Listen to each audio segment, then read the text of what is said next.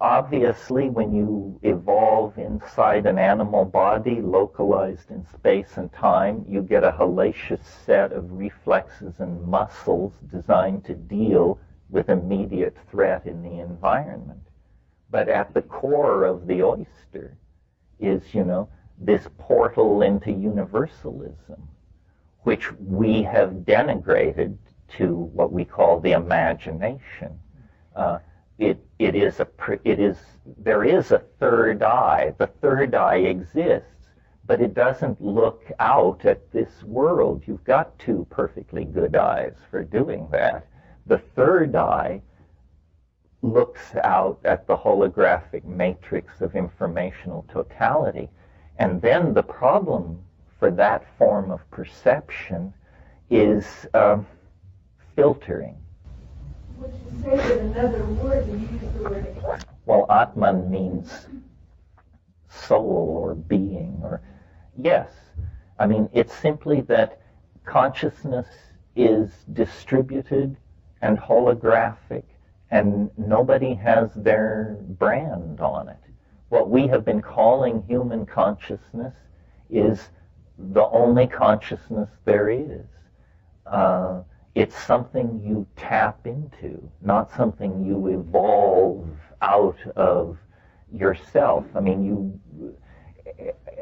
you required a local language to create a local model of this universal input. If your local language is insufficient, then you abide in a domain of intuition.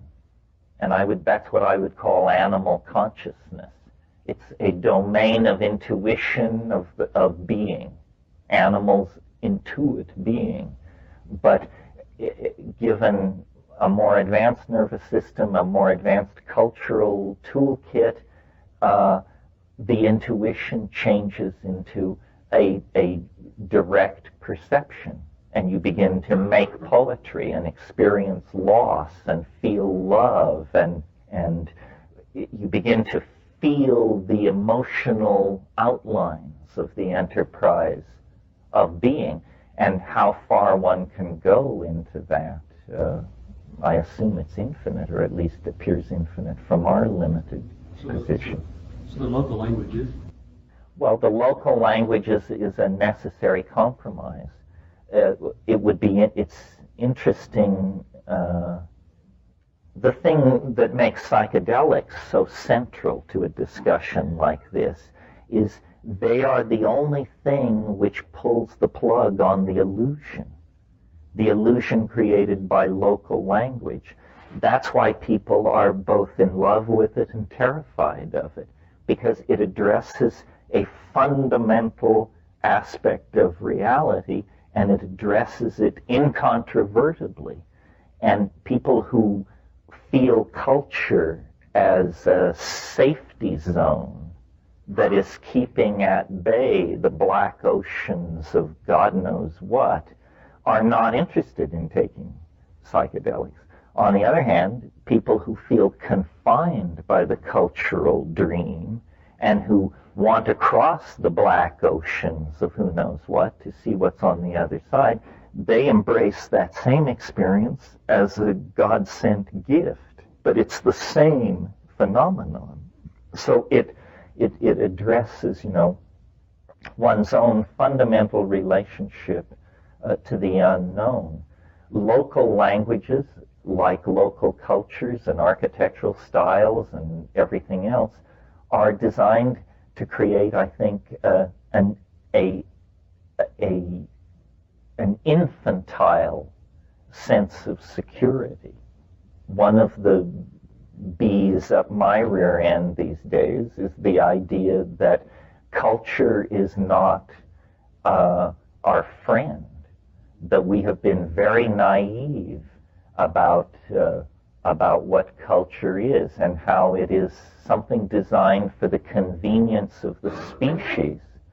And, it could turn you into a janitor or a banker or a celebrity or anything else with no interest or concern for whether that's good for you. It plays with individuals, and most people think, or at least here, I think most people think that when you get to be, 30, 35, 40 or something, you have jumped all the hurdles. You got your college degree, you had some children, you made some money, you lost some money, maybe you had a marriage, maybe you had several. And anyway, people sort of get the feeling, well, I've done it. Actually, the major adventure still lies ahead.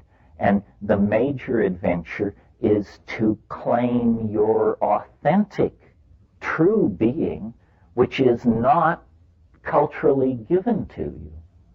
The culture will not explain to you how to be a real human being. It will tell you how to be banker, politician, Indian chief, masseuse, actress, whatever, but it will not give you true being. And maybe this is the voice of somebody who just turned 50 talking, but I thought it would get simpler. It doesn't, because this rejection of culture thing is the last and hardest step to take. And there are all kinds of impediments to taking it. The fact that in middle age, if you've played the game right, you get a lot of money. That's totally stultifying in most cases in terms of going forward to the next level. It's almost as though culture is an enterprise, self-organized, to buy you off at the moment when you might be most dangerous to its values and goals. To humanity trying to reach harmony. Well, in Revelations, the Ancient of Days is described as there's a sword which comes out of the mouth. It's a very hard image to picture, but a sword, a turning sword, which comes out of the mouth. And of course, the whole Western myth of creation is the world was made by an utterance. In principio et verbum et verbo caro factum est. In the beginning was the Word, and the Word was made flesh. And in some sense, I think what is not stated there is that then out of the flesh the Word must be redistilled. That's the second half of the historical process. In this book, which I may mention at some point, the statement is made, God created man in order to taste the bitter fruit of time. In the DMT flash, the entities that appear, their entire program is a program of language acquisition.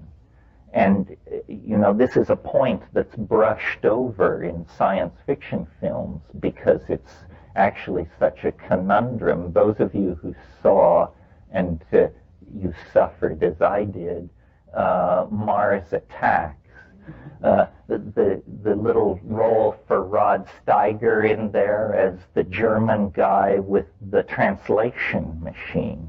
Well, if you think about alien contact, real alien contact, we cannot assume that universal understanding is easily achieved.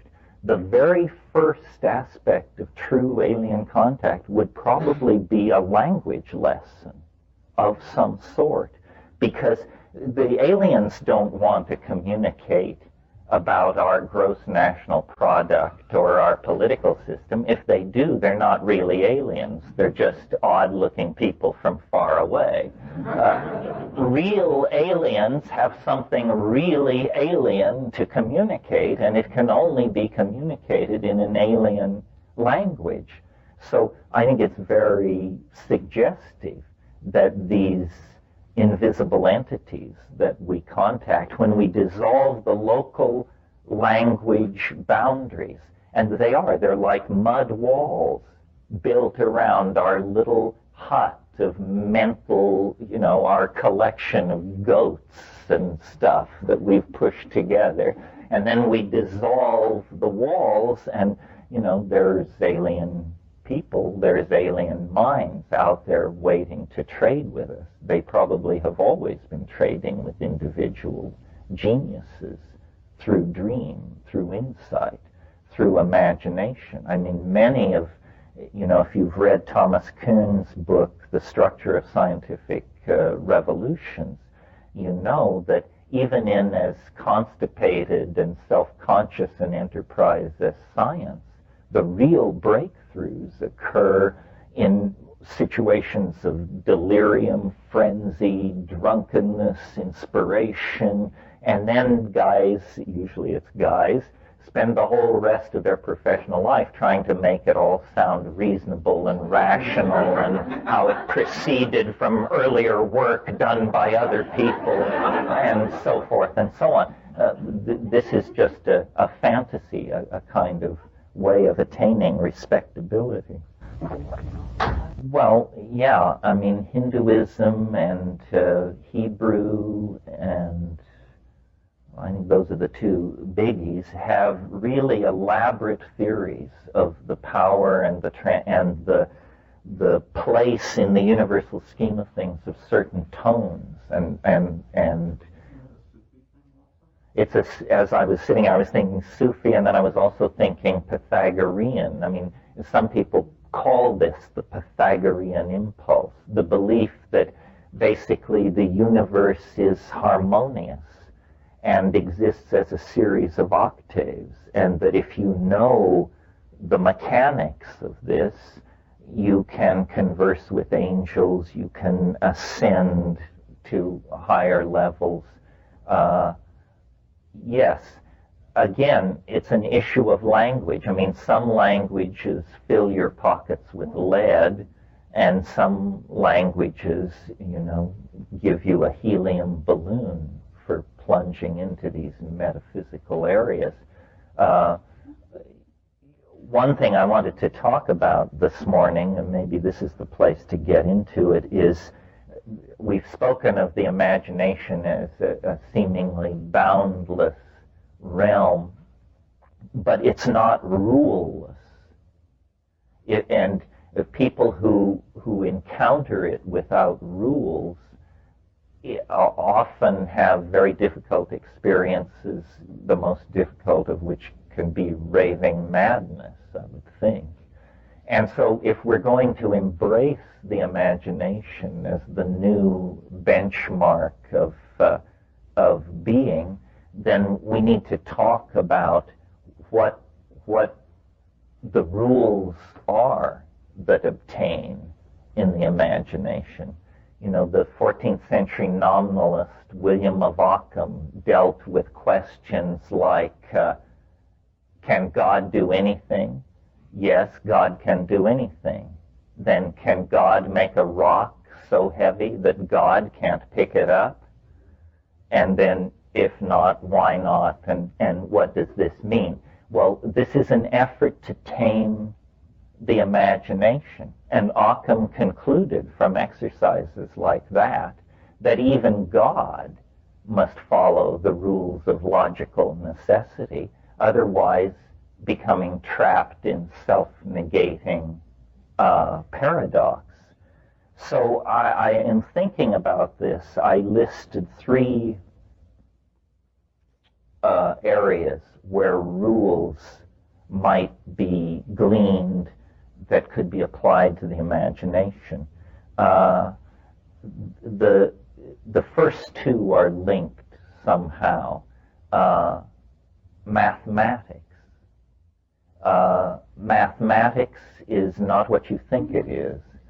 Mathematics is basically rational thinking about defined sets of entities. And since the imagination is nothing but defined sets of entities, the rules which govern them are worth learning. In practical terms, what this comes down to is logic. And one of the problems that I think haunts the current cultural impasse is the fact that there is a lot of hostility to science, and it has spilled over, and science we should be very suspicious of. It's a wonder worker. It's a magician dealing its wares in the marketplace. So we should be suspicious of science. But this scientistic paranoia has spilled over into a suspicion of reason. This is too much. If you abandon reason, you will have nothing to guide you but the emotional depth of the situation. This is what Heidegger called the depth of the call. And in the 20th century, the history of following the depth of the call has not been a happy one. We cannot trust the call of the blood uncritiqued by reason. Reason is primary in this situation. Well, so then many people say, well, mathematics is impossible, logic is difficult. Isn't there a third possibility? Isn't there yet another way to get a handle on this? And the answer is yes, but I'm not sure it's easier. It may seem at first easier, but that is aesthetics. The imagination must serve the ideal of the beautiful. I talked about this a little bit last night. That which is tasteless is to be avoided at all cost, and 90% of the difficulty in your intellectual life would never have happened if you had just had better taste. Am I not right? You know? I look at this Heaven's Gate thing in amazement because of its tastelessness. That's all. I mean, it is utterly unappealing for that reason. I don't even have to reach for the club of logic. If it had been better scripted, I might need logic. But the aesthetics of the situation are just so overwhelmingly, that the suicide cult that eliminated itself in San Diego. Yeah. I'm going to get off the subject for a second. Well, usually people ask me what will happen in 2012, and I say, it's like asking a man facing east at 2 a.m., what will sunrise look like? In other words, it's too early to ask. I mean, in terms of technology. Well, I think that, I don't have an answer to the problem of the bully and the slave, unless, as the Marxists claim, that is inimical to disparity of wealth.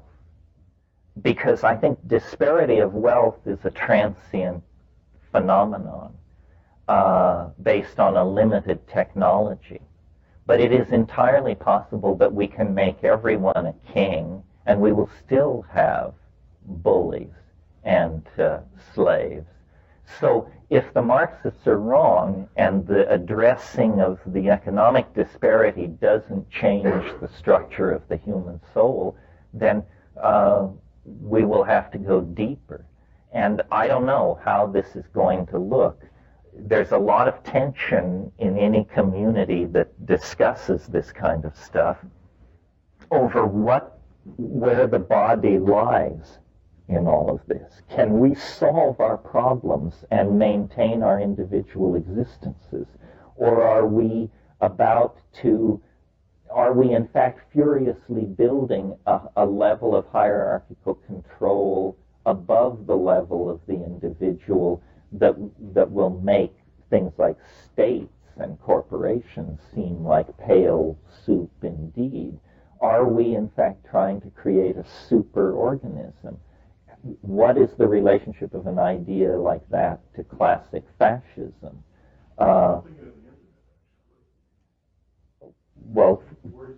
What about the internet? You mean, is it the coming of the superorganism? It is prosthesis on an incredible scale. It is going to redefine what it is to be human. I think technologies are neither gods nor demons. It's what you do with it. The dilemma of human freedom is that we don't know where we rest in the universal hierarchy of good and evil. In other words, what would we do if we could do anything? Would our transcendent impulses drive us to a kind of angelhood? Or, as James Joyce says, would we flop on the seamy side? And the answer normally given is some would do one and some the other. Yes, but what if we erase that possibility of individual action, and is there then only one destiny? And then what shall it be, and who shall decide? I would be fairly pessimistic if I saw this all going on a level playing field. But it isn't going on a level playing field. Transcendence is favored. Nature seems to be in the business of building systems which transcend themselves. We can see that as far back in time as we care to look and throughout all of nature. So it seems like we actually have a hell of a tailwind helping us toward the transcendent other.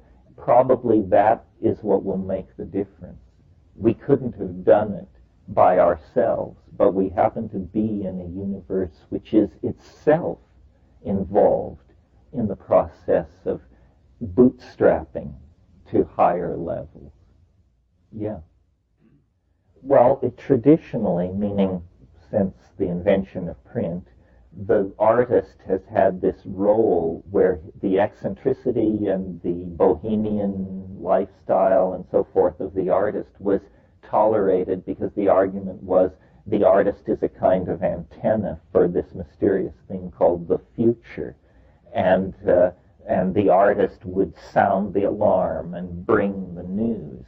In a sense, we don't hear this kind of talk anymore because this is the future. You know, we have become the very thing our parents warned us against. Those cheerful dreams of endless progressivism that built up the 19th century and early 20th century have given way to a much more cynical and sophisticated understanding that our buildings may become taller, our automobiles shinier, but somehow the human animal is not moving forward at the same rate as our technology. So what we have to do then is give people opportunities and let the devil take the hindmost. At least create a world where those who aspire to transcendence are not blocked in the aspiration. And of course, it's not that some of us are these pure aspirants and others the haunters of the sleazy side of the internet. We each play all these roles and move in between them according to taste and mood. I mean, one of the great falsities of print is the making illegitimate of schizophrenia. I mean, we are all just swarms of personalities. The idea that a healthy person has a unified identity is just a silly idea. It's like believing that sexual preference comes in only 2 flavors or something. It's one of those incredibly weird simplifications that once made, everybody lines up and salutes, no matter how much agony it causes individuals. Yeah. Well, last night what I said was that I was a Platonist, and that Plato felt that that the world was approached through three paths: the good, the true, and the beautiful. But that goodness is controversial and truth difficult to discern, but that beauty has a kind of resonant self-evidence. And so following beauty, it's my faith, will lead to the good and the true. And some beauty is, I'm a fan of extreme forms of beauty. Hieronymus Bosch and Redon and James Ensor. The beautiful can be grotesque. Of course, this then opens up a whole aesthetic can of worms that maybe we don't want to get into. Well, beautiful art is never bad. Yes, I think grotesque, the beauty of the grotesque is the unique modern contribution to the discussion of beauty.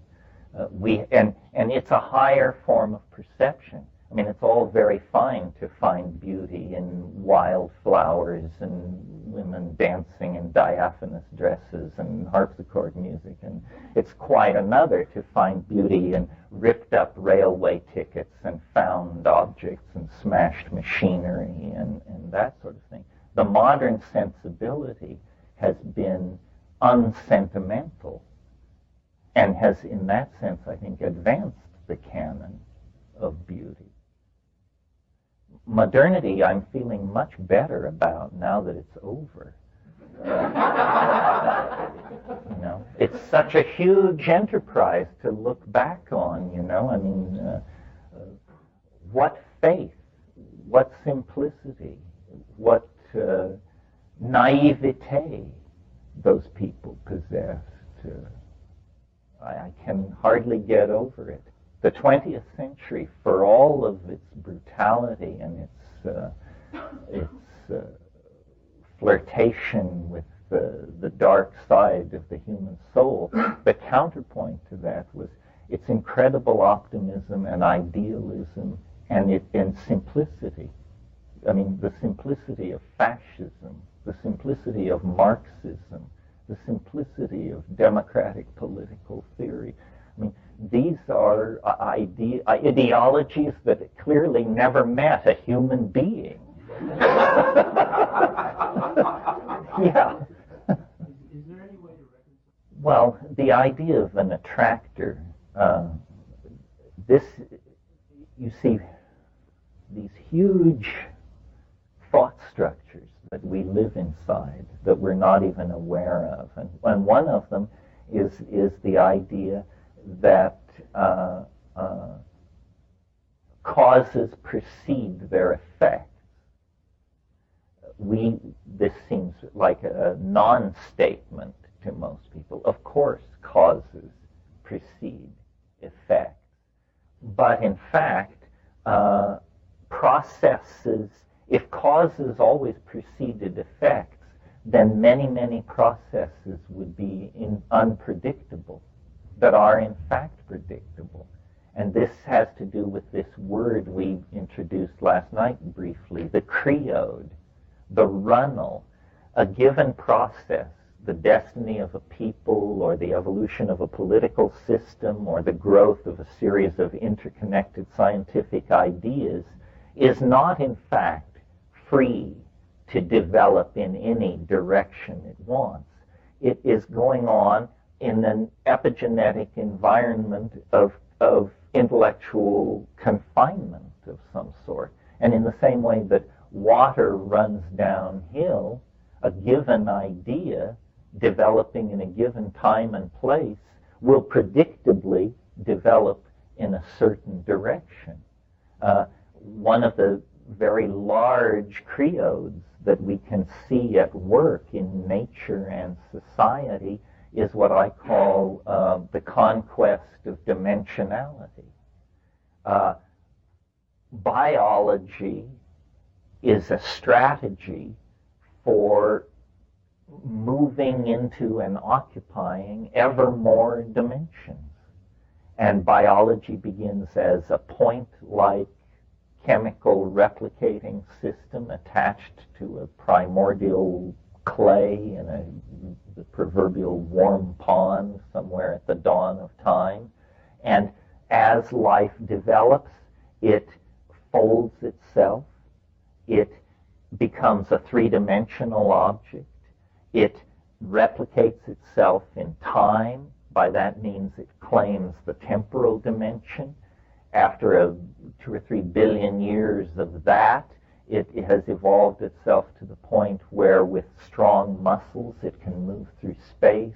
With superb visual organs, it can coordinate its exterior environment.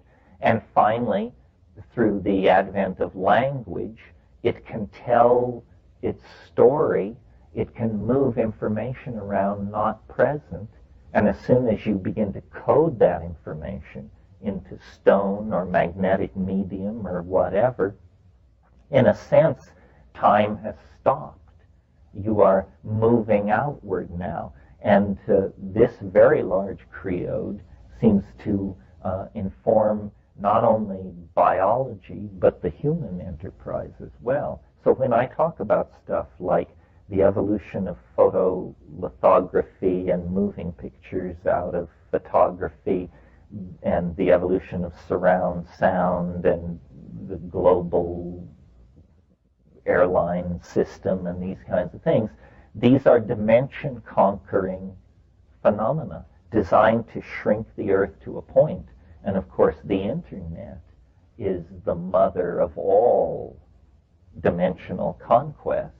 I mean, in a single 40-minute session on the Internet, I may talk to computers in Helsinki, Australia, Paris, Vanuatu, you name it. And I don't even notice that this has happened.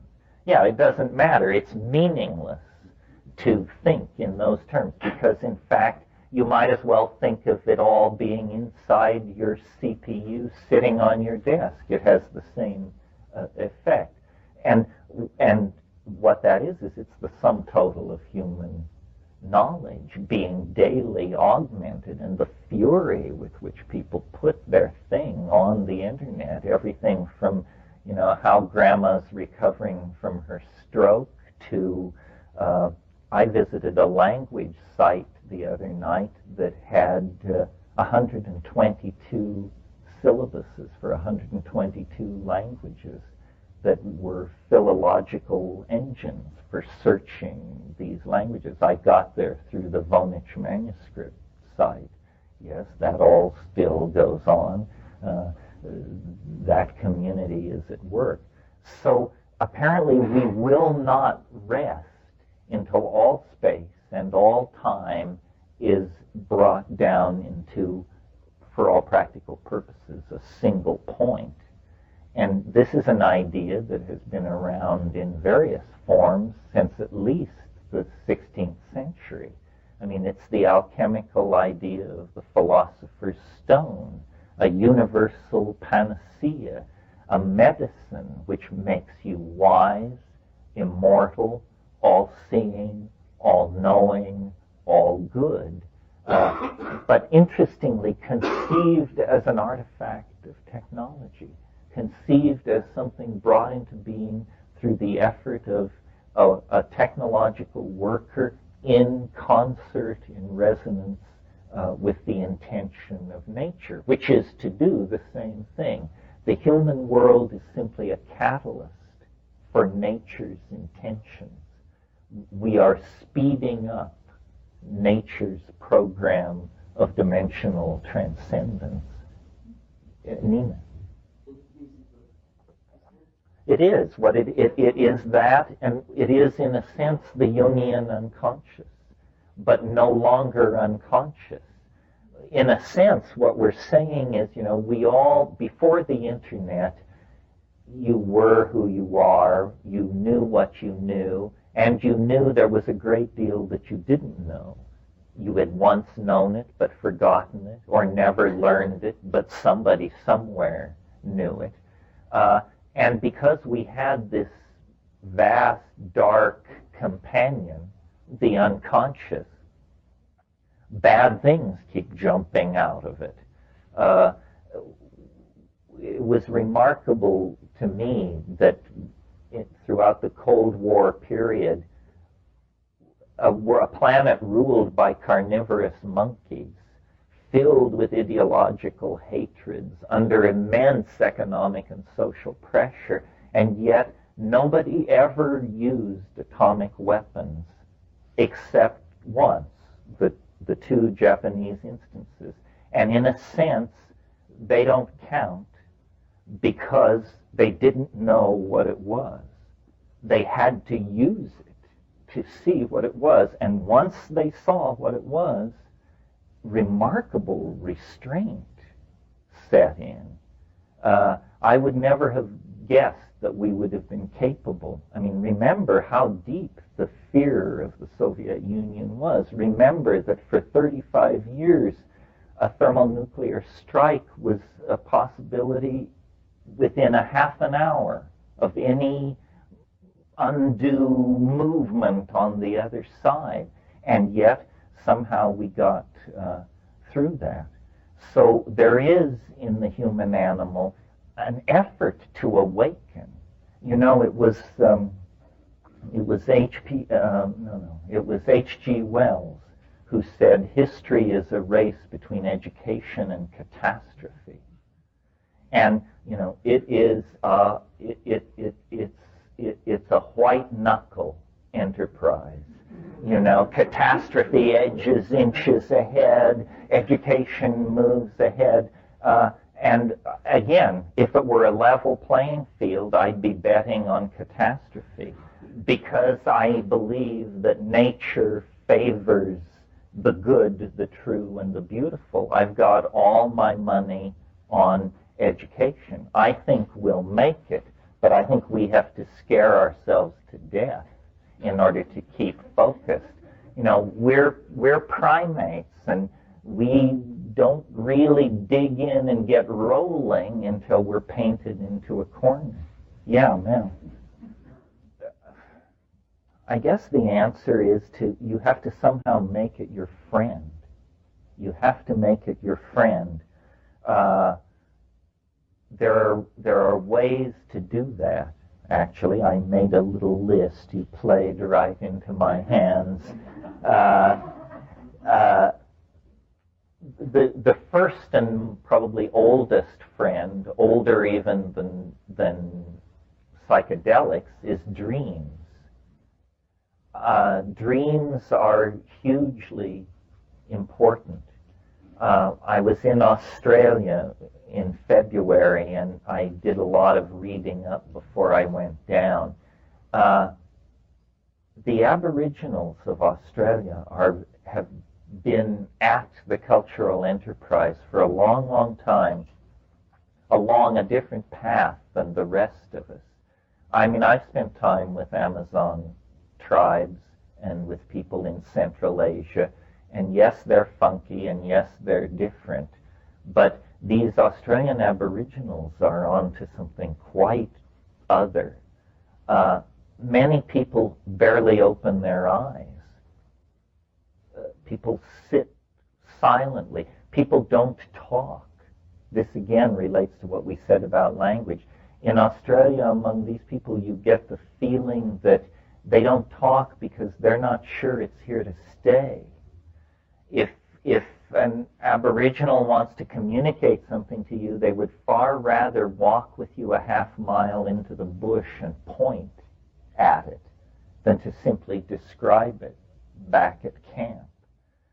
So the dream time and the Jungian unconscious and the unconscious made conscious by the internet begin to sound like the same things.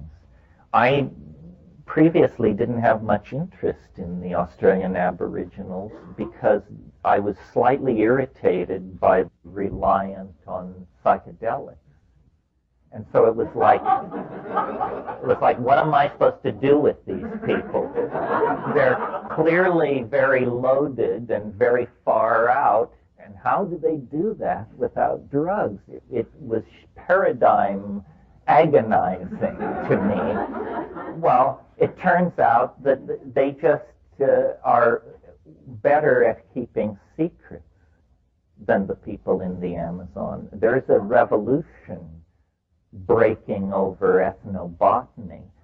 We have been saying for decades that South America was the most hallucinogen-rich ecology on the planet, and why was that, and wasn't it fascinating, and so forth and so on. In the next 18 months, some Australian ethnobotanists and trippers are going to publish data that shows that the Australian Aboriginal worldview is entirely running on DMT.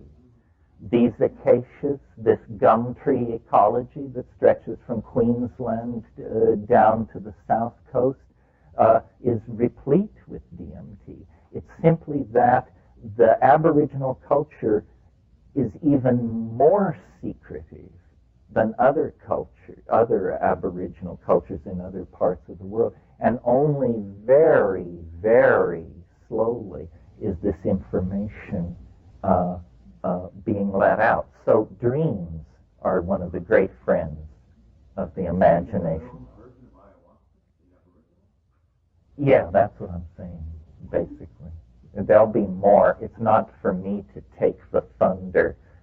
Very good people have hundreds and hundreds of pages about to be published, and they've got the data and they've done the analysis. Yeah. Well, I pretty much take the position that there may be people who can do it on the natch, but there's no technique. It's something you have to be born to, and there's no culture that can do it. I think throughout the human population, there may be one person in 100 who has a futuristic set of synapses. Because I occasionally, in a group like this, somebody will come up to me and say, well, I've never taken a psychedelic drug, but I know exactly what you're talking about, and I see visions and so forth and so on. I used to just think that these people were nutcases. I've now encountered enough of it that I modify my position to say these are just incredibly fortunate people, and you can't tell how much of it is personality and how much of it is chemically real. Again, how much of what I'm saying to you right now, it's being processed differently in every head in the room. Some people are seeing pictures, some people are hearing words, some people are logically building on what I say, and for some people it's just music. And so it's very different, and again, it's something very hard to share because it's so subjective. But throughout the world, there are what we would call primitive or aboriginal cultures, and some are drug users, and some are not. And it isn't a matter of ecology, it's a matter of something else. In eastern Ecuador, you have tribes that are just totally druggy, and across the river, people who never touch anything, living basically what appear to the unschooled observer, two cultural systems not that different from each other. So, it's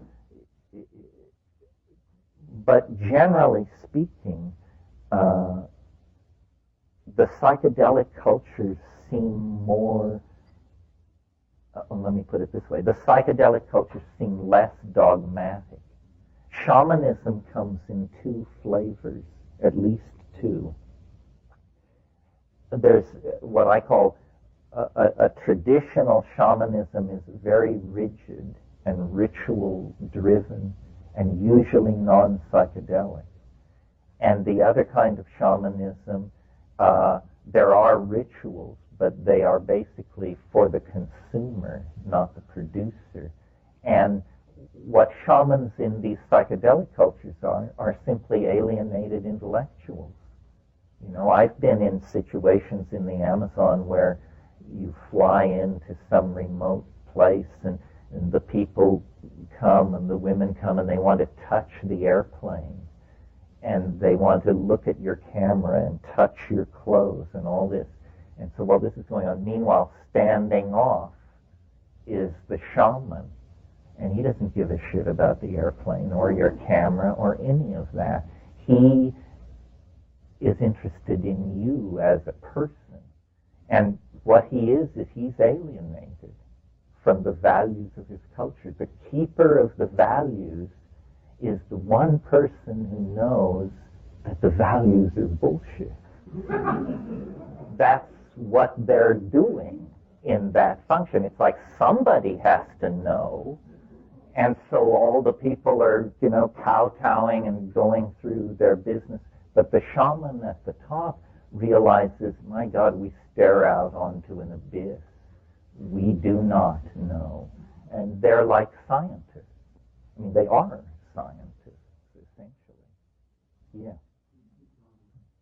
Well, this is an interesting question. There's a hard and soft answer. It depends on whether you think the need to commodify is so basic to human beings that it can't be removed. If that's true, then the internet still holds out a certain amount of hope. A hardcore anti-capitalist position wants to eliminate capitalism because it sees it as an unreclaimable evil. But it's possible that the only thing wrong with capitalism is that it manufactures, distributes, and commodifies physical objects. What if there was a capitalism that only commodified information and light? That might be more tolerable. In the future, not that long in the future, if you want to live at Versailles, it'll cost you $149 to buy the software package and set it up and live in it. Well, if Versailles can be made to cost $149, how much is it worth? And the answer is only what the market will pay.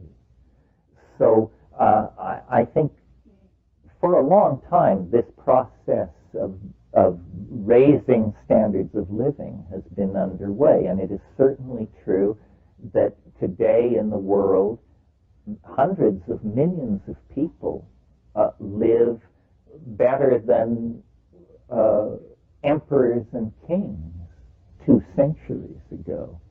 So I think the important thing, well, before we totally dismiss capitalism, we should see if it can operate in a virtual informational environment less destructively. If it can't, then something else will have to come along. But certainly capitalism based on the extraction of resources and their fabrication by cheap labor populations into objects to be sold in a central economy, that's finished. That's a dinosaur. That's self-limiting. Because there is not an ultimately exploitable resource base, the end of that kind of capitalism is easily discerned. Well, that's an interesting question. Is there a kind of natural selection of means in the marketplace? There probably is. For example, imagine governments deal with information completely differently than corporations.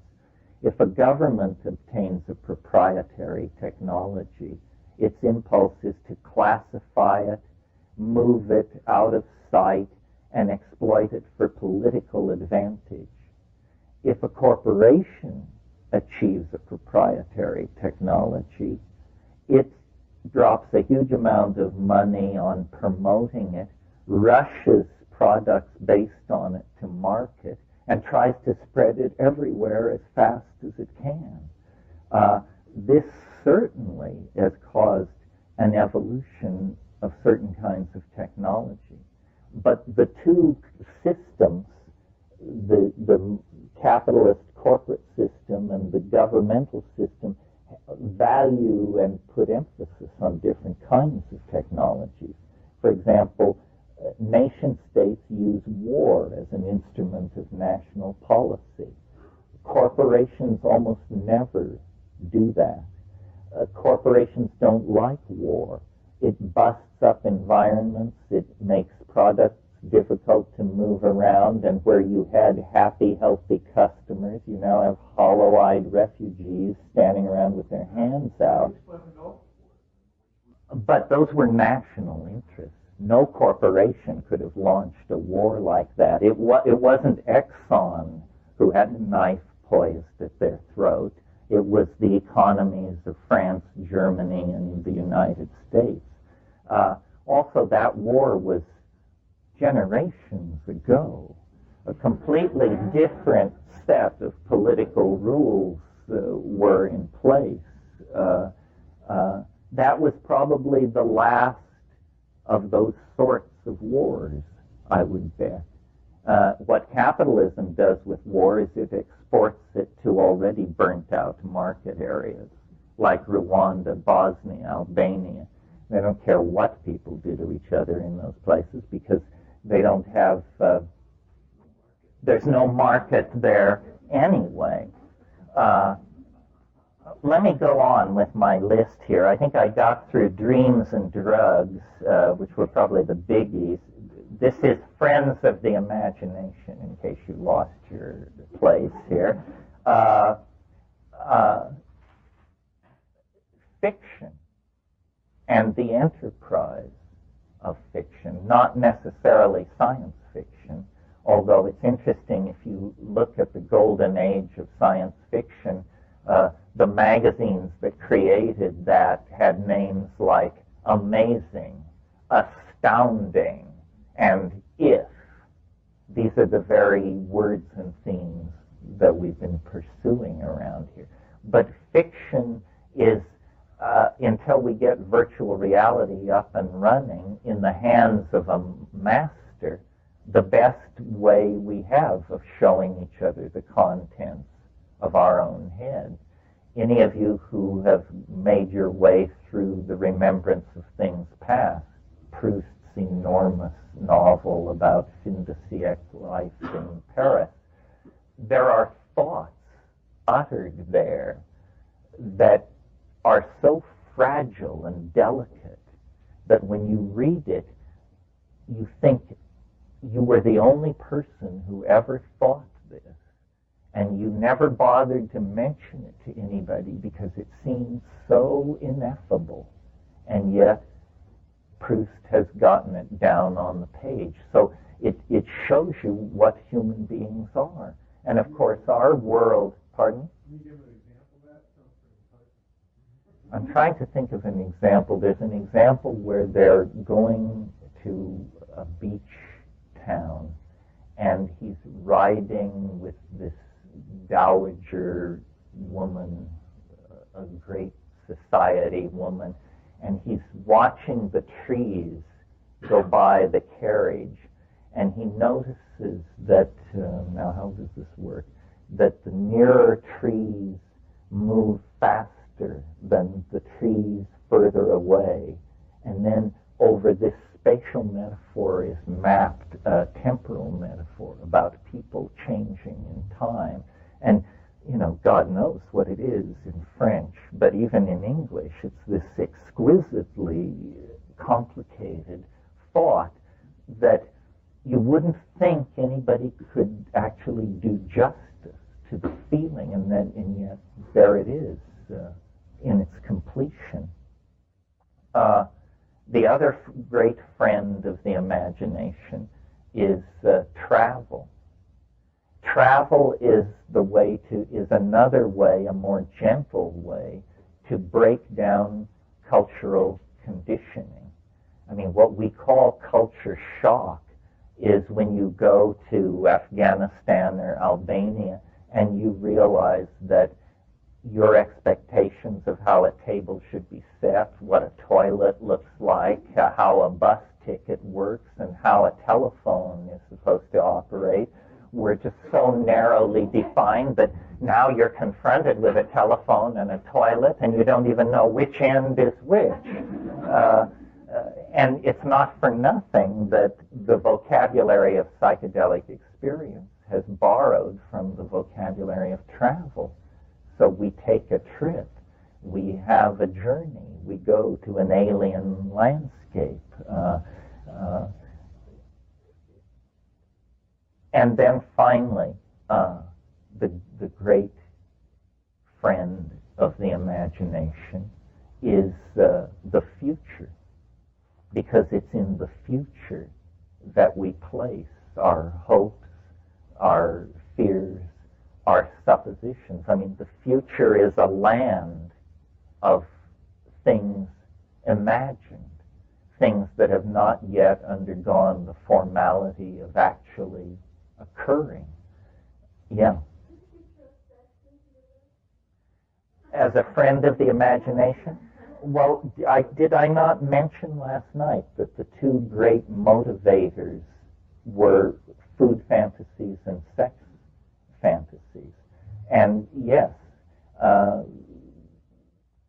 the sexual imagination is at a very early, I almost said primitive, but I don't mean that, but I mean early level, because if I'm understanding you correctly, it revolves around the if operator.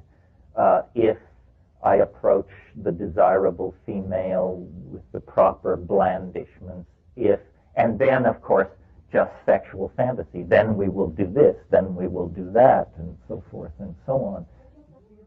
It certainly is a vehicle for altered states, whether I would call them imagination or not. I suppose I would, but now that I'm thinking about your question, I think, there are pitfalls in the imagination. And probably the sexual pitfall is sentimentality. Well, tastelessness is in there too. Sentimentality is a virulent form of tastelessness. And sentimentality is very hard to root out. You may think you're a hard cookie, but I'll bet there are areas of sentimental delusion so broad and deep in every one of us.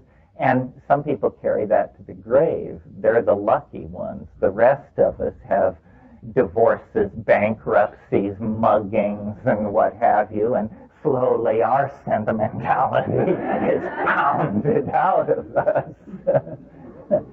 And, it's a good thing to lose sentimentality because it's a false aesthetic. And I think we recognize it. It's also a very easily manipulated. It is truly a false aesthetic in the hands of modern media because it is a great ploy for buying. If you can induce sentimentality in people, they will buy the object of that induction. Yeah. Well, your word idealism is good here because it brings me to something I always eventually get to, which is in line with this thought: culture is not your friend. Ideology is not your friend. And ideology, some people think what we're trying to do here is sort out good ideologies from bad. Should I be a Marxist? Should I be a deconstructionist? And the answer is no, none of the above. All ideologies are viral infections of some sort, mimetic infections that erode your functionability and your comfort with yourself. Ideologies set up polarities that are based on discontent. And ideologies are always, always, always based on false premises. whatever name an ideology, and I'll tell you the false premises that it's based on. So part of this process of cultural maturity that I've been talking about is to get beyond ideology without embracing cynicism. It's not a fuck you thing. It's a deeply saddening awareness that we are not yet angel enough, that we should take ourselves that seriously. Yeah. Yes, I would say sentimentality is the feeling of attachment we have to our ideologies. So, for instance, someone says, well, Marxism, maybe we didn't have the right answer, but we certainly had a sense of a mission and a wonderful, we knew who we were, and, well, that's crazy talk. If it was wrong, it was wrong. It's like old Nazis sitting around and saying, the great old days, What was so great about the old days? You want community? Join a bowling league, for crying out loud. Yeah. No, that's a lesser evil. That's nostalgia. Another impulse for marketing frenzy. Yeah. But romanticism, I think, is a legitimate impulse and well situated in historical context and so forth and so on. Sentimentality can break out anywhere, anytime, and is, can find anything for its object.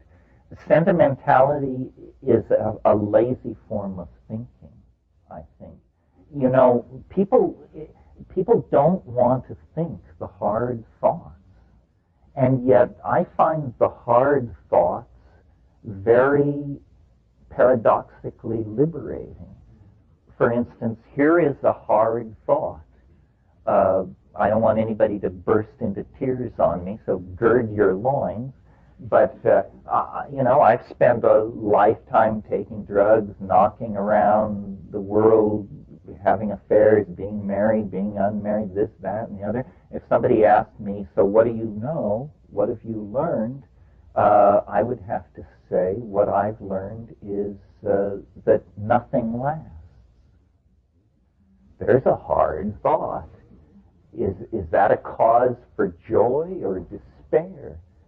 Well, if you're thinking about everything you loved and how it's going to turn into mush as you're shoveled into the grave, it's a hard thought. But on the other hand, if you think of all the jerks who've oppressed you, it's a great consolation to know that they too will go down into that good night. Nothing lasts. If that is not a cause for joy or despair, it's a cause for expanding one's feeling in the moment. If nothing lasts, then there's a conclusion, not a feeling, to be drawn from that observation. The conclusion to be drawn from it is then the felt presence of the immediate moment must be what life is for. And somebody who could take that perception and use it that way could immediately transcend all kinds of neurotic behavior, longings, regrets, doubts, fears. No, he's just saying, no, the felt presence of immediate experience. Yeah, sentimentalism. Yeah. Well, first of all, let me comment on the Buddhist thing. I'm not that friendly to that formulation because it still is postponing gratification. It's saying death is the bouquet of life. You should live toward death. I would say the bouquet of life is this moment. But to the more important point of longevity, I certainly am not interested in living forever, whatever that might mean, because I suspect if you live forever, you miss the point. In other words, I think you miss the bouquet. On the other hand, I don't see anything wrong with, well, no, that's too much to say. The only problem I have with living past whatever, 70 is you do get into political issues of are people buying time at the expense of somebody else? One of the weirdest things about this culture is we've invented a sin for which there is no name, so beyond most people's ability to conceive. And this sin that we've invented is we steal the future from our children. You know, we do it with our medical health care plans where we know that all this fine surgery and stuff that you're getting is at the expense of the next generation of people. We overuse resources, leaving nothing for future generations. I don't know how that would all be sorted out. I am attracted by the idea of living as long as I want to live. I wonder how long that would be. And of course, if you make people comfortable, probably they would like to live a lot longer. What reason is there for a person to check out of a comfortable situation? In a sense, what nature does is make the body a less and less comfortable place to be until finally you just say, all right already, you know. Beam me up, Scotty. But then, you know, the other possibility is, what if there were forms of existence that were dematerialized? How would we feel about going into circuitry for a few rounds of eternity? And what are the moral implications of that? I don't know. I've had this argument with Robert Anton Wilson. He's a big enthusiast for life extension. It depends on what you think death is. And I've managed to talk myself into the idea that death is probably not simply dissolution and chaos, not because I have received any guidance from on high, but just as I observe nature, she has a wonderful parsimoniousness about her behavior. And clearly this form, which is basically an unraveled DNA molecule that is now making a lot of claims on resources in the environment in order to keep this body going,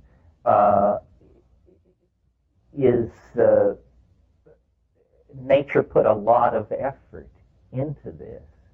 And I think that the best model for what life is, based not on religious thinking but on biological thinking, is life is what you get when a hyperdimensional object protrudes into ordinary space. In other words, if we take this cup and cut it in two, it doesn't change. It just becomes a cup in two pieces. But it doesn't bleed, it doesn't rot, it doesn't lose its essence. If we take any living being, from a bacterium to a brontosaur, and cut it in two, the entire system falls apart very quickly, and we've created a mess, and we see that the thing that we had is no longer there. So I think what biology is the intrusion into three-dimensional space and time of hyperdimensional objects. And the other clue to that seems an argument for it, is that we do have this thing called a mind, but we can't find it anywhere. It doesn't seem to be anywhere, even when you get down to the level of electrodes in the brain and saying words to people and watching oscilloscopes. You still can't seem to quite nail it down. So I think probably these objects retract back into hyperspace, higher space, and that this is what the soul is. The soul is there is something to this idea of a morphogenetic field, and and we clothe ourselves in matter, but we are not matter. And so to actually complete a human cycle of existence, you have to go into death. It's where you came from, in some sense. I mean, we put a lot of attention into death. We don't look very much at birth. We think we understand it. I mean, we all know the story about the sperm and the egg and all that. But before that, what is going on? You know, whence cometh these forms? We seem to have the matter down pretty good. But really what a being is the intrusion into space-time of a form. And the form is unique, and then it retreats. I think it would be one of the great jokes of human history if here at the end of the 20th century, at the end of the millennium, with all this techno hypola surging around us, if we were to actually gain insight into the after-death state. And one of the reasons I'm so keen for DMT is because when I have given it to people who were purported experts in the after-death state, Tibetan lamas and shamans and this sort of thing, they come back and they say, yep, that's the territory, all right. And so in my highest states, I have had the insight, which I will convey to you without saying it's true, that this is the most limited form of existence you will ever know. You can't be deader than this. This is the bottom line. And so the good news is it's only up from here. But of course you have to bet the farm on this cheerful rap, and there's no whining if you're wrong.